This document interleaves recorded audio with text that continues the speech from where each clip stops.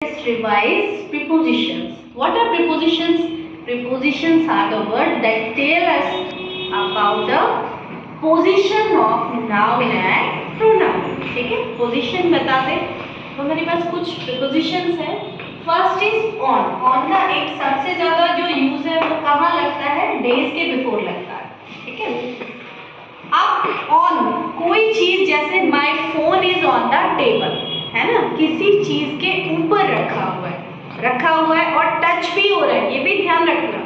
ठीक है, ऑन का यूज तब आप करेंगे जब कोई चीज किसी चीज के ऊपर रखे हो, टच भी हो रही हो, है ना। अगर आप ओवर का यूज करते हैं, ये तो था आपका on, my phone is on the table. If I say fan is over our head, तो ध्यान रखना गैप है। ठीक है, ओवर अ फैन हमें टच नहीं करना, ये इन दोनों में डिफरेंस है। किसी चीज के ऊपर रखा है और उसमें दोनों में कांटेक्ट भी हो रहा है तो ऑन आएगा, और दोनों में गैप है तो क्या आएगा बेटा? ओवर। ठीक है। नेक्स्ट है इन। इन किसी चीज के अंदर, जैसे पहली चीज तो आपका इन द इवनिंग है ना, at the night, in the morning, ये तो हो गया। ठीक है, अब किसी चीज के अंदर, जैसे आप प्लेस की बात कर रहे हो, तो I live at Bhiwadi in है। प्लेसेस के लिए भी क्या यूज करते हैं? In. Water is in the bottle. ठीक है, तो किसी चीज के अंदर कोई चीज है तब भी आप क्या यूज करेंगे बेटा? इन। नेक्स्ट इज अंडर, जैसे chair is under the table, किसी चीज के नीचे है। ठीक है, तो क्या यूज करोगे? अंडर। बिहाइंड यानी पीछे, the door is behind the blackboard है ना, सो किसी चीज के पीछे है, या that door is behind me, समझ गए? Now black board is behind me, समझ गए? तो किसी चीज के पीछे लेकिन टच नहीं कर रहा, ये ध्यान रखना। नेक्स्ट है फॉर। फॉर यानी के लिए, ब्रिंग मिल्क फॉर मी, मेरे लिए दूध लेकर आओ। ठीक है, तो फॉर का मीनिंग क्या हो गया बेटा?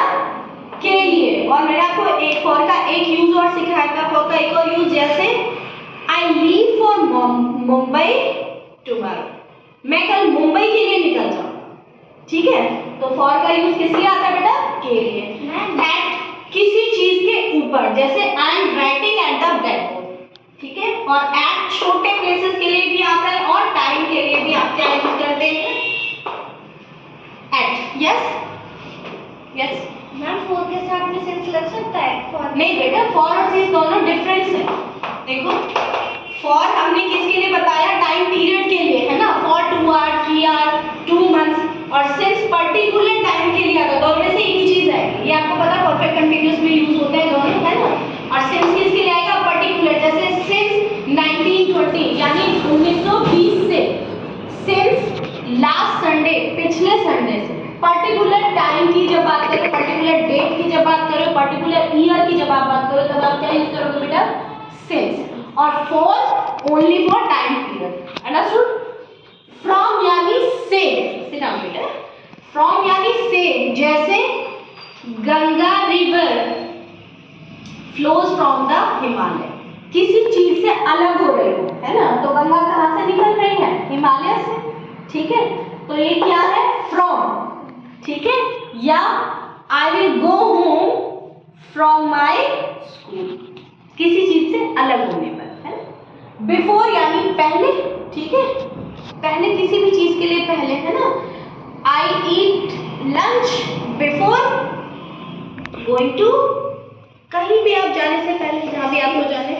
Yes please. मैम, अंटिल किस चीज के लिए? अंटिल यानी जब तक। ठीक है, complete your work until I came back, until I come back, जब तक मैं वापस नहीं आ रहा हूँ आपका कंप्लीट हो जाना चाहिए। अंटिल यानी जब तक या तब तक। ठीक है, तो ये आपकी, any more questions? So these are your preposition. ठीक है।